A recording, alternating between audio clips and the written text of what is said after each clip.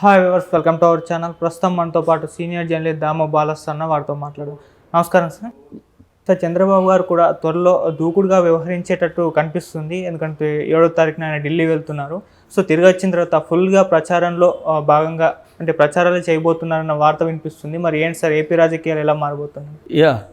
చంద్రబాబు గారు ఇప్పటి వరకు సైలెంట్గా ఉన్నారు. యాక్చువల్గా ఆయన రెగ్యులర్ బెయిల్ వచ్చినప్పటికి కూడా ఎందుకనో ఇప్పటి వరకు ఎక్కడా కూడా ఆయన మాట్లాడట్లేదు పబ్లిక్గా. మేబీ ఆయన రెగ్యులర్ బెయిల్ మీద సిఈడి వాళ్ళు సుప్రీంకోర్టులో పిటిషన్ వేశారు, ఎస్ఎల్పి స్పెషల్ లీవ్ పిటిషను. దానికి సంబంధించి వాళ్ళని కౌంటర్ చేయమని నోటీసులు ఇచ్చింది సుప్రీంకోర్టు. దాని మీద విచారణ జరిగే అవకాశం ఉంది. ఈలోగా క్వాష్ పిటిషన్ కూడా దానికంటే ముందే వస్తుందనేది అంటున్నారు.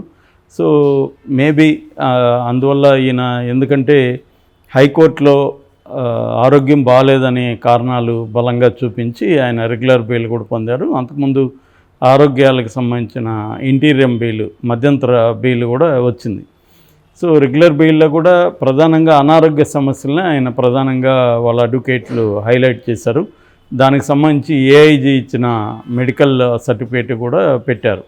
ఈయనకి ఏ ఇష్యూస్ ఉన్నాయి, దానికి సంబంధించి ఆయనకి రెస్ట్ అవసరం, అట్లాగే రెగ్యులర్గా ఐ చెకప్ 5 వారాలు అవసరం, ఇలాంటివి పెట్టారు. సో దానివల్ల రేపొద్దున వీళ్ళు కోర్టుకు అబద్ధాలు చెప్పారని, ఈయన ఆరోగ్యం బాగుందని, ఈయన సభల్లో సమావేశాల్లో పాల్గొంటున్నారని, రేపొద్దున సిఐడి పెడుతుందని కారణాలతో కూడా ఆయన కొంతకాలం సైలెంట్గా ఉన్నట్టుగా అర్థమవుతుంది. అయితే ఇక్కడ కాంగ్రెస్ గవర్నమెంట్ రేవంత్ గెలిచినప్పటికీ ఇక్కడ తెలుగుదేశం శ్రేణులంతా కూడా రేవంత్కి నిజానికి సహాయం చేశాయి, అంటే ఆయన గెలవడానికి సహాయం చేశాయి. ఒక్క గ్రేటర్ హైదరాబాద్ తప్ప మిగతా అన్ని చోట్ల కూడా కాంగ్రెస్ బలంగా గెలవడానికి తెలుగుదేశం కూడా వన్ ఆఫ్ ద ఫ్యాక్టర్స్ అన్నమాట. సో ఈ కాంటెక్స్ట్లో ఆయన రేవంత్ గెలిచినా కూడా రేవంత్కి అభినందనలు తెలియజేయడం కానీ లేకపోతే స్టేట్మెంట్ ఇవ్వడం కానీ ఏమీ చేయలేదు. మామూలుగా జనరల్గా ఇద్దరు కలిసి ఒక స్టేట్మెంట్ ఇచ్చారు, మన లోకేష్ చంద్రబాబు.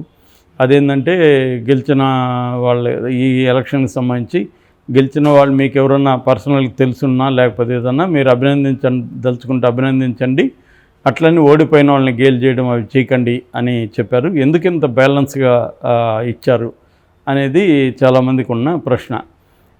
అది ఒకటి. రెండవది, ఎందుకు ఈయన మౌనంగా ఉన్నారు అనేది కూడా చాలామందికి ఉన్న ప్రశ్న. దీన్ని ఇప్పుడు బ్రేక్ చేస్తూ ఆయన 7వ తేదీ నుంచి మళ్ళీ ఫుల్ స్వింగ్లోకి వస్తున్నాడని చెప్తున్నారు. 7వ తేదీ ఆయన ఢిల్లీ వెళ్తున్నారు. వెళ్ళడానికి ప్రధాన కారణం ఏంటంటే 10వ తేదీన ఢిల్లీ నుంచి సిఈసి అంటే చీఫ్ ఎలక్షన్ కమిషన్ ఆఫీస్ నుంచి కొంతమంది ఆంధ్రప్రదేశ్లో పర్యటించి ఈ దొంగ ఓట్లు ఎక్కడెక్కడ ఉన్నాయని చెప్తున్నారు, దానంతా పరిశీలించడం కోసం వాళ్ళు వస్తున్నారు. ఎందుకంటే గత కొంతకాలంగా టీడీపీ ఎప్పటి నుంచి గొడవ చేస్తుంది. ఈవెన్ సిటిజన్స్ ఫోరం సంబంధించిన నిమ్మగడ్డ రమేష్ బాబు కూడా సుప్రీంకోర్టులో పిటిషన్ వేశాడు, పిల్లు వేశాడు. ఆ పిల్లులో కూడా ఏంటంటే ఓట్లు మొత్తం గల్లంతు అవుతున్నాయి, తెలుగుదేశానికి సంబంధించిన ఓట్లను గల్లంతు చేస్తున్నారు, అట్లాగే వైసీపీకి సంబంధించి దొంగ ఓట్లు పెంచుకుంటున్నారు అనేది ప్రధాన ఆరోపణ. అందులో ప్రధానంగా ఏంటంటే వాలంటరీ వ్యవస్థను ఉపయోగించి వీళ్ళు ఎవరెవరు వాలంటరీకి ఏంటంటే ఒక వాలంటీరు 50 ఇండ్లు చూస్తాడు కాబట్టి గ్రామంలో కానీ ఇటు పట్టణంలో కానీ ఈ 50 ఇళ్లలో ఎవరు ఏ పార్టీకి ఓటేస్తారనేది ఆ వాలంటీర్ క్లియర్గా తెలుస్తుంది. ఎందుకంటే ఆ వాలంటీరు రెగ్యులర్ టచ్లో ఉంటారు కాబట్టి వాళ్ళకి క్లియర్ ఐడియా ఉంటుంది. అందువల్ల ఆ లిస్ట్ అంతా కూడా అంటే ప్రతి గ్రామంలో ఎవరు ఎన్ని ఓట్లు తెలుగుదేశానికి పడుతున్నాయి, ఎన్ని ఓట్లు వైసీపీకి పడుతున్నాయి అనే రిపోర్టు వైసీపీకి వెళ్ళిపోయింది. దీనివల్ల వైసీపీకి క్లియర్గా జనం ఎవరికి వేయబోతున్నారు అనేది క్లియర్గా తెలిసిపోయింది. దీంతో తెలుగుదేశానికి ఎవరెవరు వేయబోతున్నారో వాళ్ళ ఓట్లని ఎలా మాయం చేయాలనే ఒక ప్లాను తెరదీశారు. ఈవెన్ చంద్రబాబు అరెస్ట్ టైంలో కూడా మొత్తం డైవర్ట్ అయిపోయినప్పుడు వైసీపీ ఇదే పనిలో ఉంది. అంటే ప్రతి నియోజకవర్గంలో ముఖ్యంగా ఎక్కడెక్కడ తాము ఓడిపోతాము, తమకి యాంటీగా ఓట్లేస్తారు అనుకునే నియోజకవర్గాల్ని ఫస్ట్ ఐడెంటిఫై చేసి ఆ నియోజకవర్గాల్లో దాదాపు 10,000 ఓట్లను తీసేస్తే తెలుగుదేశం వాళ్ళ ఓట్లు. సో ఆ 10,000 ఓట్లు అనేది ప్రధానంగా అక్కడ డిటర్మైన్ చేస్తాయి, ఎవరు గెలిచేదని నిర్ణయిస్తాయి అవి.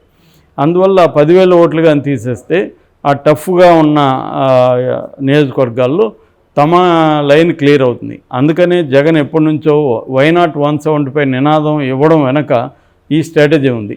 అంటే తెలుగుదేశానికి పడే ఓట్లను తీసేయడం, తమకు పడే ఓట్లను పెంచుకోవడం అనే ఈ 2-fold స్ట్రాటజీని జగన్ ఫాలో అవుతున్నాడు అనే విషయాన్ని సుప్రీంకోర్టుకు కూడా తీసుకెళ్లారు.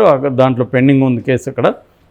ఈ లోపల ఇటు స్టేట్ ఎలక్షన్ కమిషన్కి అటు సెంట్రల్ ఎలక్షన్ కమిషన్కి కూడా తెలుగుదేశం ఎంపీలు కావచ్చు, నాయకులు కావచ్చు పదే విజ్ఞప్తులు చేస్తున్నారు. ఈ మధ్య గవర్నర్ను కూడా కలిసి లోకేష్, అచ్చెన్నాయుడు వీళ్ళందరూ కూడా కలిసి వెళ్ళి కంప్లైంట్ ఇచ్చొచ్చారు. సో ఈ నేపథ్యంలో సిఈసి రేపు 10వ తేదీన ఆంధ్రప్రదేశ్లో పర్యటిస్తుంది, ప్రధానంగా దీనికోసమే. అయితే చంద్రబాబు ఏంటంటే ఈ లోపలే ఇంకొంత అంటే సిఈసిని గైడ్ చేయాలంటే డేటాతో చంద్రబాబు అయితే ప్రజెంటేషన్ అది కరెక్ట్గా ఇస్తాడు, ఆయన ఎక్స్ప్లెయిన్ చేస్తాడని చెప్పి ఆయనే వెళ్తున్నాడు. వెళ్ళి ఎక్స్ప్లెయిన్ చేస్తే, ఎందుకంటే వాళ్ళు వచ్చి అక్కడ ఇక్కడ వెతికే బదులు క్లియర్గా ఆయన గైడ్ చేస్తాడు, మీరు ఎక్కడెక్కడ చూడాలి ఏంటి అనేది. సో దాన్ని బట్టి సిఈసి వాళ్ళు కూడా టైం వేస్ట్ కాకుండా ఆల్రెడీ వీళ్ళు డేటా తీస్తున్నారు కాబట్టి తెలుగుదేశం వాళ్ళు కావచ్చు, ఇటు ఈయన ఎలక్షన్ కమిషనర్గా పనిచేస్తాడు కాబట్టి నిమ్మగడ్డ ఆయనకు కూడా ఐడియా ఉంటుంది ఎట్లా ఉంటుంది ఇదంతా అనేసి. ఎందుకంటే దీనంతా వీళ్ళు ఓట్లు కలెక్ట్ చేసి దీనంతా కూడా ఐపాక్ టీం ప్రాసెస్ చేస్తుంది అనేది కూడా నిమ్మగడ్డ చెప్పాడు. సో ఐపాక్ టీం ప్రాసెస్ చేసి గవర్నమెంట్కి నివేదిక సమర్పిస్తుంది, ఎక్కడెక్కడ ఎన్ని ఓట్లు తెలుగుదేశానికి పడబోతున్నాయి, ఎన్ని మనకు పడబోతున్నాయి అనేది క్లియర్గా పిక్చరు ఇచ్చేస్తున్నారు. సో అందుకని నియోజకవర్గాల వారీగా జగన్ ఈ పని చేస్తున్నాడు. నిజానికి ఇది వెరీ ఇంపార్టెంట్. ఇప్పుడు జనంలో ఎంత వ్యతిరేకత ఉంది, ఎంత ప్రచారం జరుగుతుంది పక్కన పెడితే పోల్ మేనేజ్మెంట్ అనేది వెరీ ఇంపార్టెంట్. పోల్ మేనేజ్మెంట్లో చంద్రబాబు ఆరితేరిన వ్యక్తి. కానీ జగన్ ఇప్పుడు ఆయన్ని డామినేట్ చేస్తున్నాడు చాలా విషయాల్లో. అంటే జగన్ ఏంటంటే డే 1 నుంచి అధికారంలోకి వచ్చినప్పటి నుంచి పోల్ మేనేజ్మెంట్ ఒక రకంగా స్టార్ట్ చేసేసాడు. వాలంటీర్ వ్యవస్థని పెట్టడమే పోల్ మేనేజ్మెంట్లో భాగం. ఎందుకంటే రేపొద్దున వీళ్ళ దగ్గరుండి ఓట్లే ఇస్తారు.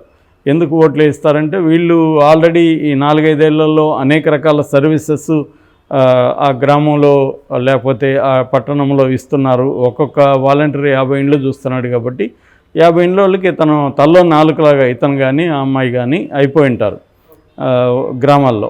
మన గ్రామాల్లో చూస్తే చాలామంది ఎక్కువ గ్రామాల్లో ముసలి వాళ్ళు ఎక్కువ ఉండే అవకాశం ఉంది. ఎందుకంటే వాళ్ళ పిల్లలు విదేశాల్లో కావచ్చు, అప్పర్ కాస్ట్ అయితే కొంతమంది పిల్లలు బయట చదువుకోవడం, ఉద్యోగాలు చేయడం చేస్తుంటారు.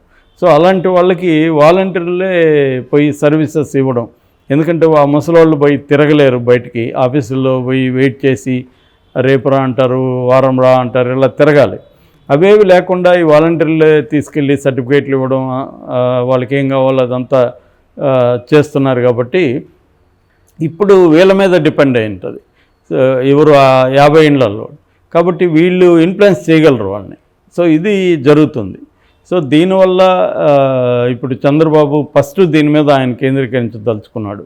ఎందుకంటే ఆయనకు కూడా పోల్ మేనేజ్మెంట్ ఐడియా చాలా బాగుంది కాబట్టి, ఆయన 45 ఏళ్ళ రాజకీయ అనుభవం ఉంది. సో అనేక వందల ఎన్నికలను ఆయన చూశారు.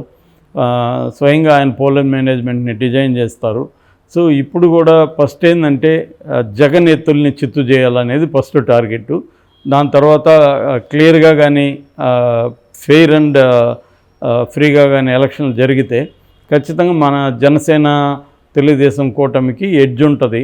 కానీ జగన్ దాన్ని పోల్ మేనేజ్మెంట్ ద్వారా ఇలా ప్లాన్ చేస్తున్నాడు. కాబట్టి దీన్ని మనం అరికట్టాలంటే మనం రంగంలోకి దిగాలనే చంద్రబాబు దిగుతున్నట్టుగా తెలుస్తుంది మనకి. ఎందుకంటే రేపు పొద్దున ఓట్లుకి డబ్బులు ఇవ్వాలన్నా కూడా ఈ వాలంటీర్లు కరెక్ట్గా ఇవ్వగలరు. ఎందుకంటే వాళ్ళు సర్వీసెస్ ఇస్తుంటారు కాబట్టి వాళ్ళ ఇళ్ళకి పోయినా కూడా పెద్ద ఇది ఉండదు, అబ్జెక్షన్ ఉండదు. సో ఇప్పుడు అందుకనే ఆరోగ్య సురక్ష లాంటి కార్యక్రమం కానీ, వైఏపీ నీడ్స్ జగన్ అనే కార్యక్రమం కానీ, ఇవన్నీ జగన్ ఎందుకు చేస్తున్నాడంటే క్లియర్గా జగన్ సర్వే ఎలా ఉందంటే ప్రతి గ్రామంలో కూడా ఎవరికి ఓటేస్తున్నారు అనేది క్లారిటీ ఉంది. ఇంకా వేరే సర్వేలు అవసరం లేదు జగన్కి. ఇంకేదో pre exit polls, exit polls, pre poles ఈ సర్వేలు అవసరం లేదు.